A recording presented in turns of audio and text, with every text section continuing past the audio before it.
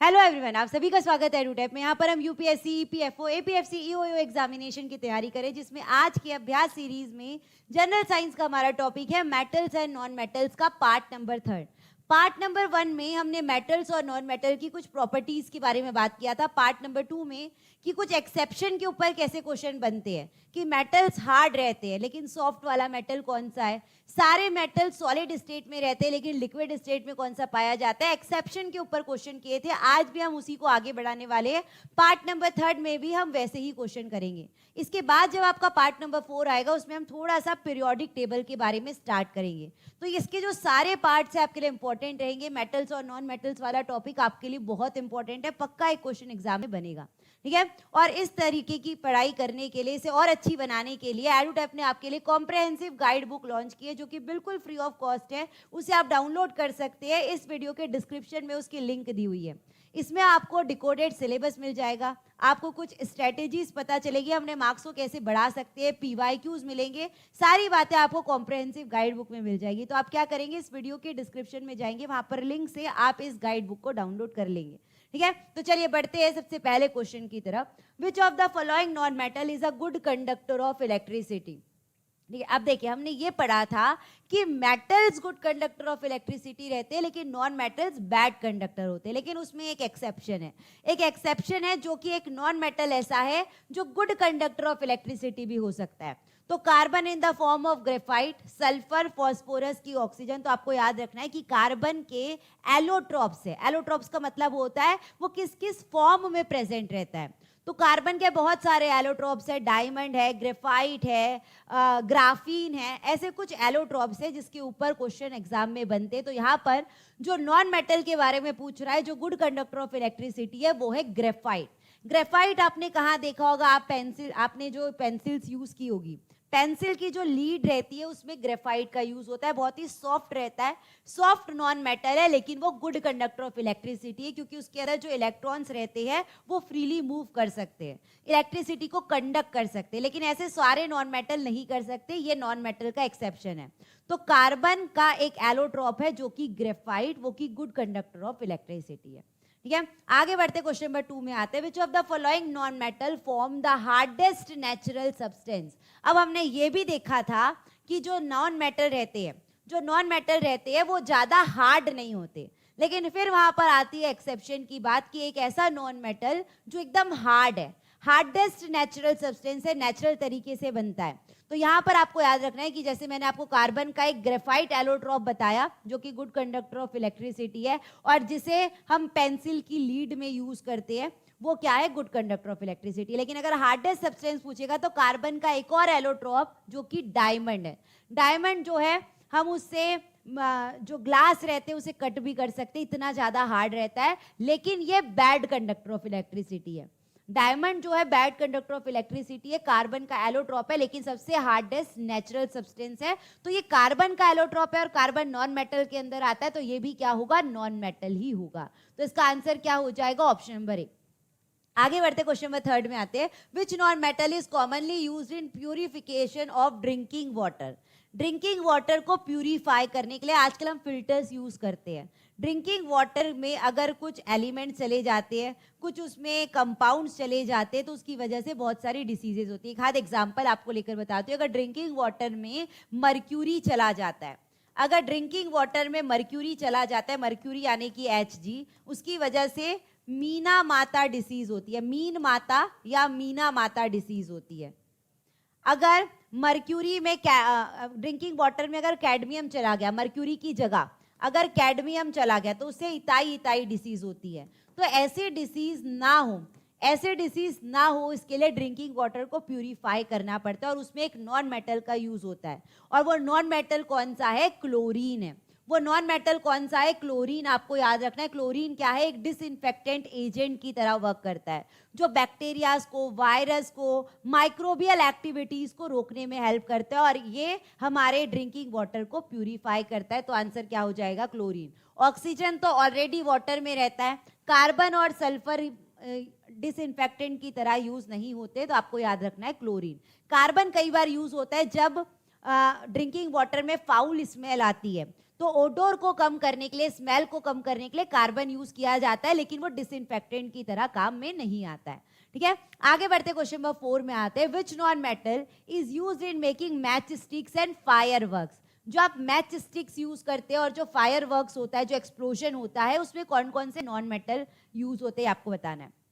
अगर match stick की बात करते हैं, मैच स्टिक की बात करते हैं, तो जो स्टिक रहती है, मैच स्टिक की जो स्टिक रहती है, आपने देखा होगा यहाँ पर रेड कलर का रहता है।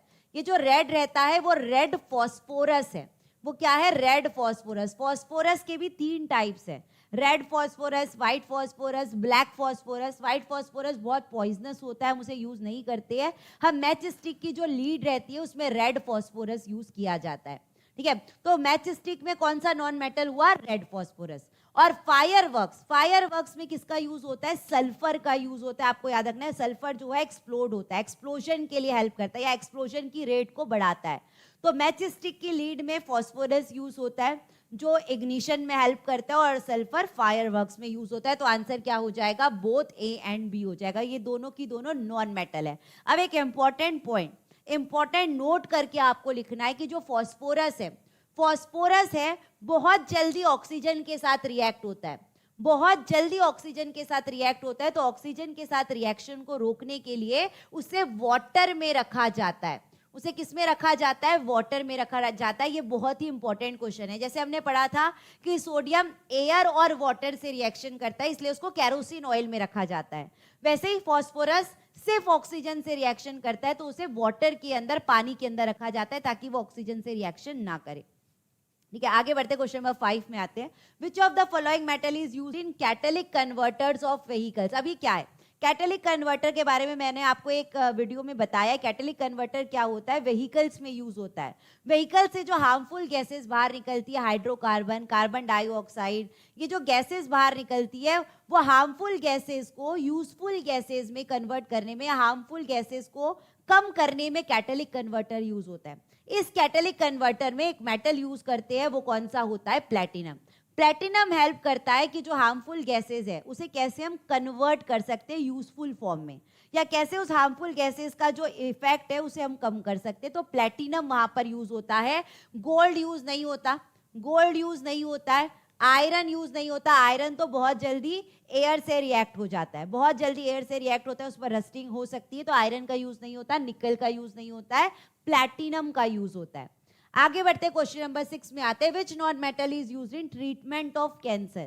कैंसर के ट्रीटमेंट में कौन सा नॉन मेटल यूज होता है? तो कार्बन नहीं है, सल्फर नहीं है, नाइट्रोजन नहीं है। तो आपका आंसर क्या हो जाएगा? रेडॉन। आपने रेडियोथेरेपी सुनी होगी, रेडियोथेरेपी सुनी होगी। रेडियोथेरेपी में रेडॉन का यूज किया जाता है, वो एक नॉन मेटल है। रेडॉन एक ऐसी गैस है, रेडॉन एक ऐसी गैस है जो एकमात्र ऐसी गैस है कह सकते हैं जो हमारे एटमॉस्फेयर में नहीं पाई जाती। वो बहुत हैवी गैस है, बहुत भारी गैस है, इसीलिए वो ग्राउंड लेवल पर रहती है। तो रेडॉन आपको याद रखना है। रेडॉन पर एक और क्वेश्चन एग्जाम में बन सकता है, ऐसी कौन सी गैस है जो एटमॉस्फेयर में नहीं पाई जाती? तो एटमॉस्फेयर में कौन सी गैस नहीं होती है? रेडॉन नहीं होती है। ठीक है, इसे कैंसर के ट्रीटमेंट में यूज किया जाता है। तो आंसर हो जाएगा आपका ऑप्शन नंबर सी।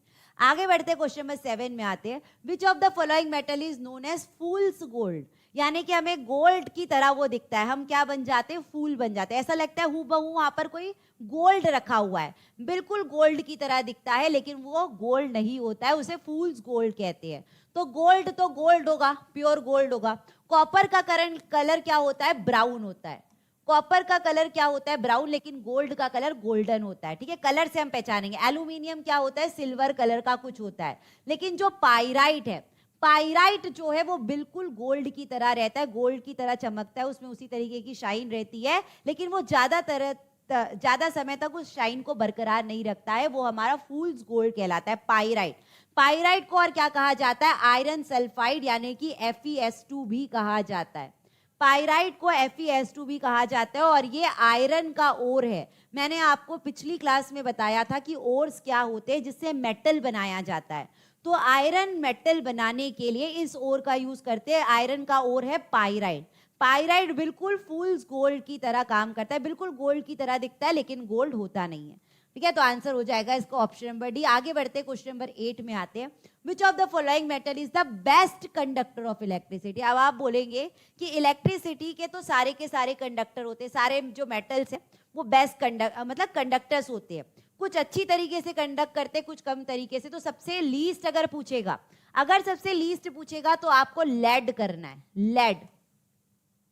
लेड जो है पुअर, मतलब सबसे लोवेस्ट कंडक्टर ऑफ इलेक्ट्रिसिटी कह सकते हैं, मेटल है। लेकिन अगर बेस्ट कंडक्टर ऑफ इलेक्ट्रिसिटी पूछेगा तो आपको याद रखना है कॉपर नहीं है, इसका आंसर है सिल्वर। सिल्वर जो है बेस्टेस्ट कंडक्टर ऑफ इलेक्ट्रिसिटी। इसके अंदर बहुत सारे फ्री इलेक्ट्रॉन्स रहते हैं जो बहुत अच्छी तरीके से इलेक्ट्रिसिटी को कंडक्ट कर सकते हैं। लेकिन हम जो अपने घर के वायर्स है उसे सिल्वर से इसलिए नहीं बनाते क्योंकि बहुत एक्सपेंसिव हो जाएगा। तो सेकेंड नंबर पर आता है कॉपर। कंडक्शन में सेकेंड नंबर पर आता है कॉपर, इसलिए जो मेटेलिक वायर्स रहते हैं, जो इलेक्ट्रिक वायर्स रहते हैं, वो किसके रहते हैं? कॉपर के रहते हैं। जो सेकेंड नंबर पे कंडक्टर ऑफ इलेक्ट्रिसिटी के अंदर आता है वो एक मेटल है। गोल्ड नहीं, एल्यूमिनियम कंडक्ट करता है लेकिन उतने अच्छे से नहीं करता जितने अच्छे से सिल्वर और कॉपर करते हैं। ये ज्यादातर एल्यूमिनियम का यूज फॉइल्स में किया जाता है और एयरक्राफ्ट की बॉडी बनाने के लिए, एयरक्राफ्ट की बॉडी के लिए एल्यूमिनियम का यूज किया जाता है। तो ये आपको याद रखना है। आगे बढ़ते हैं, क्वेश्चन नंबर 9 में आते हैं। क्वेश्चन नंबर 9 हमें बोल रहा है which metal is used in batteries. अब वो बैटरीज कैसे भी हो सकती, कोई भी बैटरी हो सकती। तो बैटरीज में जो यूज किया जाता है आपको याद रखना है कॉपर का नहीं किया जाता, क्योंकि कॉपर का तो इलेक्ट्रिक वायर्स में किया जाता है। हम यूज करते हैं लिथियम का और जिंक का। लिथियम का यूज जो होता है लिथियम आयन बैटरीज में यूज होता है। जो मोबाइल फोन की बैटरीज रहती है, एंड्रॉइड फोन की बैटरीज रहती है, लिथियम का यूज होता है। जिंक का जो आप हियरिंग एड के लिए जो मशीन पहनी जाती, कानों में जो मशीन पहनी जाती है, उसमें जो बैटरी रहती है उसमें जिंक रहता है। तो बैटरीज में लिथियम भी यूज होता है, जिंक भी यूज होता है। तो आपका आंसर क्या हो जाएगा? बोथ 1 and 3 यूज हो जाएगा। इसका आंसर ऑप्शन नंबर डी। आगे बढ़ते हैं, क्वेश्चन नंबर 10 में आते हैं। Which of the following metal is used in filament of electric bulb. अब आपने देखा होगा जो इलेक्ट्रिक बल्ब है, जो इलेक्ट्रिक बल्ब रहता है, इलेक्ट्रिक बल्ब का जो फिलामेंट है, फिलामेंट मतलब जो बीच का टेढ़ा मेढ़ा तार रहता है, वो मेटल का बना रहता है। वो कौन से मेटल का बना रहता है ये आपको बताना है। वो बना रहता है टंगस्टेन का। कौन से मेटल का बना रहता है? टंगस्टेन का बना रहता है। क्यों बना रहता है? ये क्वेश्चन भी एग्जाम के लिए इंपॉर्टेंट है। ये जो मेटल का वायर है टंगस्टेन का, वो टंगस्टेन का ही क्यों रहता है? क्योंकि उसकी मेल्टिंग पॉइंट बहुत ज्यादा हाई होती है। कितनी हाई होती है? 3422 डिग्री सेल्सियस होती है। तो वो मेल्ट होने के लिए उसको उतने टेम्परेचर तक पहुंचना पड़ता है और उतना दूर टेम्परेचर पर पहुंचना बहुत मुश्किल है। तो वो मेल्ट ना हो इसीलिए जो फिलामेंट रहता है बल्ब का वो टंगस्टेन का बनाया जाता है। ये आपको याद रखना है, हाई मेल्टिंग पॉइंट की वजह से। कॉपर जो है इलेक्ट्रिक वायर्स में होता है। एल्यूमिनियम मैंने आपको बता दिया है, निकल मैंने आपको बता दिया है। तो आंसर क्या हो जाएगा? टंगस्टेन हो जाएगा। एक और बात, ये जो बल्ब के अंदर गैस रहती है, बल्ब के अंदर जो गैस रहती है कौन सी गैस रहती है ये भी क्वेश्चन पूछ सकता है। आर्गन होती है, आर्गन गैस होती है। ये भी आप लोग याद रखेंगे, इसमें ये क्वेश्चन भी आपके लिए इंपॉर्टेंट है। आगे बढ़ते हैं, क्वेश्चन नंबर 11 में आते हैं। Which of the following non metal is used in preservation of food. Food के प्रिजर्वेशन के लिए कौन कौन से नॉन मेटल का यूज किया जाता है? प्रिजर्वेशन होता क्या है? हमारा फूड जो है उसमें बैक्टीरियाज की ग्रोथ होने की वजह से फूड खराब हो जाता है, उसमें स्मेल आने लगती है, उसका टेस्ट चेंज हो जाता है। तो अगर स्मेल ना आए, टेस्ट वैसा का वैसा बना रहे, तो फूड को प्रिजर्व किया जाता है। ठीक है, फूड प्रिजर्वेशन के लिए बहुत सारे केमिकल्स यूज करते हैं, जैसे कि सोडियम बेंजोएट यूज किया जाता है। तो हमें क्वेश्चन में पूछा है कि कौन सी चीज को हम प्रिजर्वेशन ऑफ फूड के लिए यूज कर सकते हैं। तो आपको याद रखना है ऑक्सीजन जो रहता है, ऑक्सीजन को बिल्कुल भी नहीं कर सकते। ऑक्सीजन क्या करता है? हमारे फूड को रेंसिड बनाता है। याद रखिएगा, अगर क्वेश्चन पूछता है कि फूड को रेंसिड कौन बनाता है, रेंसिडिटी कौन करता है, रेंसिड का मतलब होता है फूड की स्मेल चेंज होना, टेस्ट चेंज होना, कलर चेंज होना। तो वो कौन करता है? ऑक्सीजन करता है। रेंसिड बनाने का काम ऑक्सीजन करता है, लेकिन फूड को प्रिजर्व करने का काम सल्फर डाइऑक्साइड और नाइट्रोजन दोनों करते। तो आंसर क्या हो जाएगा? 1 and 2। नाइट्रोजन के ऊपर बहुत ज्यादा इंपॉर्टेंट क्वेश्चन एग्जाम में बनता है। आपने देखा होगा चिप्स के पैकेट, चिप्स के पैकेट जो रहते हैं, आप जब चिप्स का पैकेट लाते हैं उसमें चिप्स थोड़ी सी रहती है और बाकी पूरी गैस रहती है, पूरी हवा रहती है। वो गैस कौन सी रहती है? नाइट्रोजन गैस रहती है। उसमें चिप्स में नाइट्रोजन गैस डाला जाता है, एज अ प्रिजर्वेटिव यूज किया जाता है, ताकि जो चिप्स है उसका टेस्ट चेंज ना हो, वो थोड़ी कुरकुरी रहे, थोड़ी जो है उसका टेस्ट चेंज ना हो, स्मेल चेंज ना हो, वो सारी चीज़ों के लिए उसमें नाइट्रोजन डाला जाता है। सल्फर डाइऑक्साइड का यूज़ किया जाता है एज अ प्रिजर्वेटिव। ये सारी बातें आपको याद रखना है।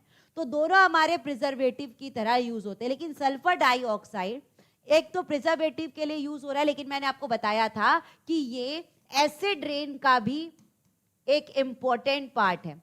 एसिड रेन जो होता है 3 गैसेस की वजह से होता है, सल्फर डाइऑक्साइड, नाइट्रोजन डाइऑक्साइड और कार्बन डाइऑक्साइड।